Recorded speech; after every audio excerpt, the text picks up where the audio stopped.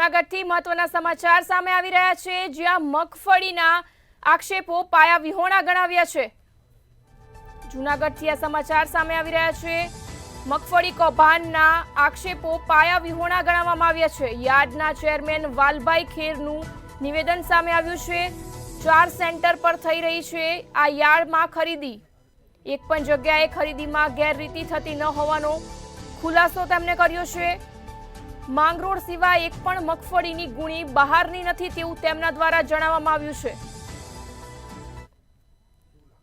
માંગરોળની અંદર ટેકાના ભાવે મગફળી ખરીદીમાં કૌભાંડની શંકા વ્યક્ત કરવામાં આવી છે, અને જેને લઈને જે માર્કેટિંગ યાર્ડના ચેરમેન આપણી સાથે છે, આપણે તેમની સાથે જ વાત કરશું અને જે મંડળી છે તેના ડાયરેક્ટર પણ છે। શું કહેશો, જે આક્ષેપો લાગી રહ્યા છે કે બહારના રાજ્યની મગફળી અહીં લાવી અને કૌભાંડ આચરવામાં આવી રહ્યું છે, કઈ રીતના જુઓ છો?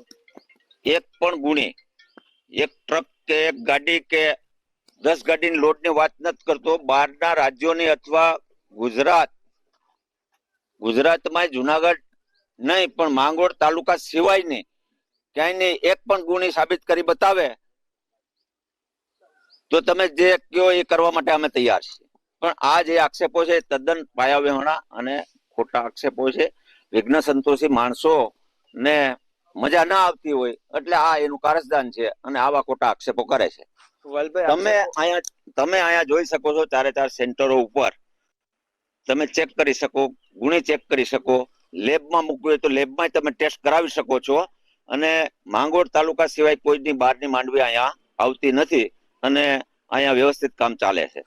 વલભાઈ, આક્ષેપો એવા પણ લાગ્યા છે કે ભાજપ કોંગ્રેસ બંનેના લોકો સાથે મળી આના કૌભાંડ આચરે છે।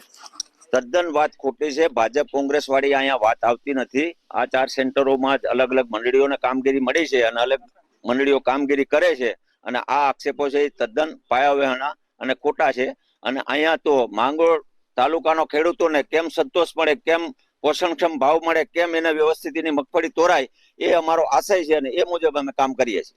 બીજું એ કે જે ટેગ લગાવવામાં આવે છે કે જે મગફળી સિલેક્ટ થઈ જાય છે તેના ઉપર ટેગ લગાવવામાં આવે છે, તે ટેગ પણ રખડતા જોવા મળે છે। એનું કારણ શું હોય? ટેગ શા માટે આ રીતના ટેગ રખડતા ન હોય? જે તે ખેડૂતોને લોડ પૂરો થઈ જાય પછી એનું બિલ બને એના ઉપર ટેગ મારી અને એનું બિલ બનતું હોય છે। મગફળી હજી તોરાતી હોય તો એના નીચે એ ખેડૂતોને જે 114 ગુણી હોય કે 100 ગુણી હોય કે 50 ગુણી હોય એના ટેગ ત્યાં મૂકેલા હોય, એનું બિલ બને પછી જ એના ટેગ નંબર આપી અને આપણે એની સિલાઈ કરવાની થતી હોય। સીધી તોલાઈ ચાલુ હોય અને પાછળ ટેગ ચાલુ હોય એ શક્ય નથી। વલભાઈ, ખાસ કરીને તમે કહો છો અહીંયા એક ટેગ પડ્યું છે, એક નમૂનો તમને બતાવીશ।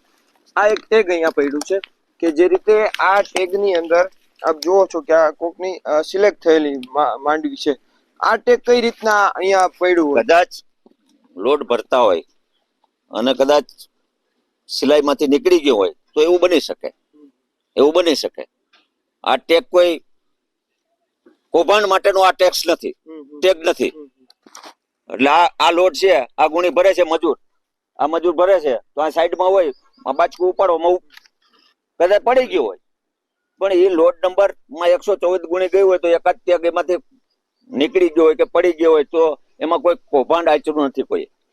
તો આ માર્કેટિંગ યાર્ડની અંદર જે ટેકાના ભાવે ખરીદી થઈ રહી છે તેની અંદર ક્યાંય પણ કૌભાંડ ન થયા હોવાના જે રીતે જે આક્ષેપો કરવામાં આવ્યા છે કે કૌભાંડ થયું છે પરંતુ કૌભાંડ નથી થયું તેવા આક્ષેપો છે તે નકારી રહ્યા છે। ને માર્કેટિંગ યાર્ડ માંગરોળની અંદર કોઈ પણ જાતનું કૌભાંડ નથી થયું અને વ્યવસ્થિત રીતે તમામ કામગીરી ચાલી રહી હોવાના દાવાઓ કરવામાં આવી રહ્યા છે।